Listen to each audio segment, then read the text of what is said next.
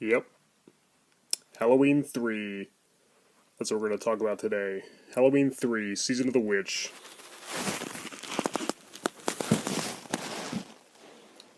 Hey guys, I'm Hellhound, and yeah, that's right. Going to review Halloween 3, Season of the Witch, since I'm getting back to all the films that I left out from my previous reviews, like the big franchises like Friday the 13th, Nightmare on Elm Street, Halloween, Texas Chainsaw Massacre. I finished up all the Texas Chainsaw Massacre movies, so now I'm going to get to Halloween. All the entries that I left out of my previous little marathon that I did a couple years ago. I already viewed Halloween 1, 2, and 4, so I'm going to get to the rest of them, starting with Halloween 3, Season of the Witch. Now, I was never, like, a huge fan of this movie. I don't really like it a whole lot. But it's okay. And, the reason I never, the reason I never cared for it isn't because, it's one of the Halloween movies and it has nothing to do with the Michael Myers story. That used to bother me when I was first getting into these movies. I used to say, "Oh, it's not Michael Myers, so what do I care?"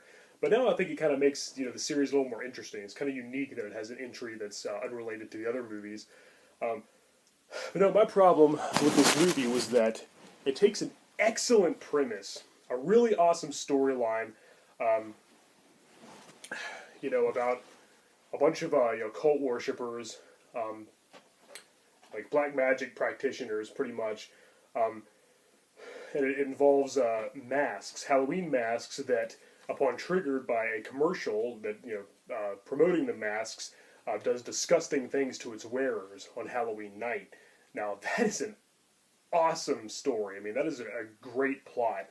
That could have been a great movie, but they don't really execute it as good as they should.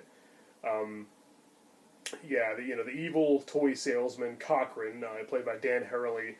I always liked him. He always plays like a good villain. He was cool in like RoboCop and stuff. Uh, I worked with the Silver Shamrock Novelties Company, the ones that make the evil masks that that kill the wearers. He's great, and he plays a great villain. This also has Tom Atkins. I always loved Tom Atkins. He's just awesome. Night of the Creeps and The Fog and Creep Show and the My Bloody Valentine remake. He was always great, and he's good in this movie too. But he seems kind of bored here. Like he seems like, I don't know. He seems like he's just kind of there. Kind of phoning in his performance. Like, I don't know. Like, it's definitely not one of his better performances. I'm not going to compare it to the other Halloween movies. It's really not part of the series. But even if it was called just Season of the Witch, even if it didn't have Halloween in the title, I still wouldn't really be a big fan of this movie.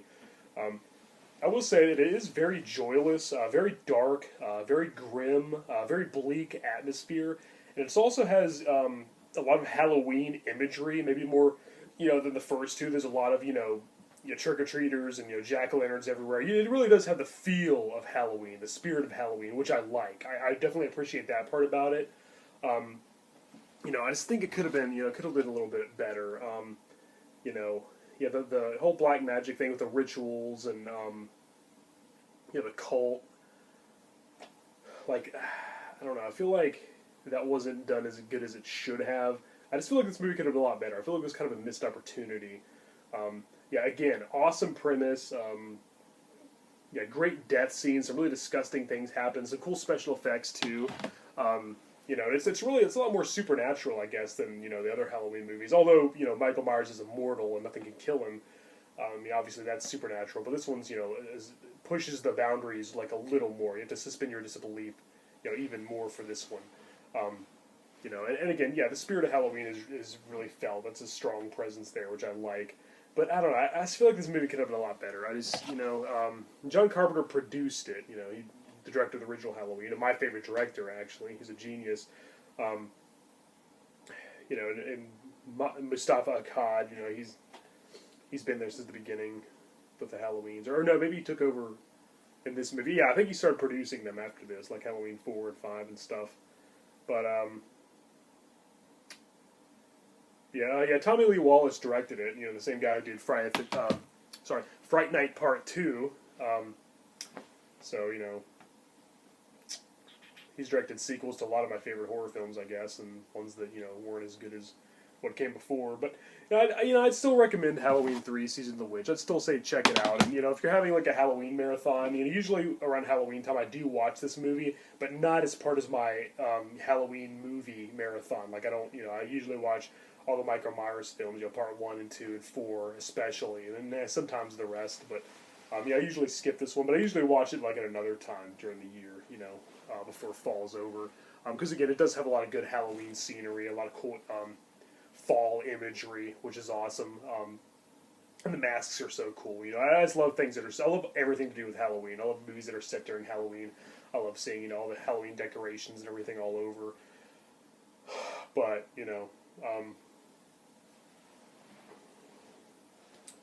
I just feel like I feel like it could have just been a lot better.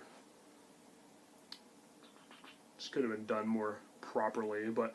Again, I know a lot of people have a problem with this one because it's not technically part of the Halloween series. It doesn't involve Michael Myers, even though he's shown in a brief clip, like on a TV screen at the beginning, towards the beginning somewhere. So technically, you could say Michael Myers is in it, But I like stuff that has has to do with like witchcraft and black magic and stuff. I think that's always like kind of cool.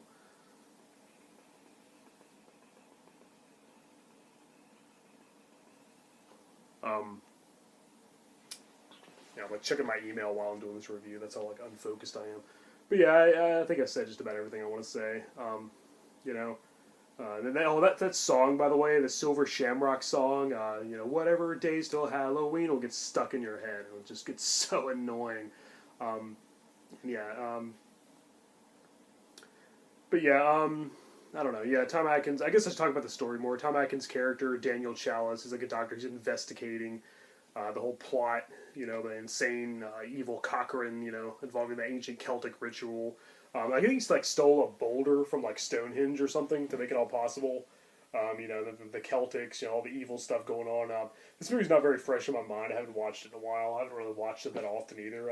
Some of my friends really like it. They think it's good, despite not having anything to do with Halloween. But I don't know. I think it's kind of forgettable.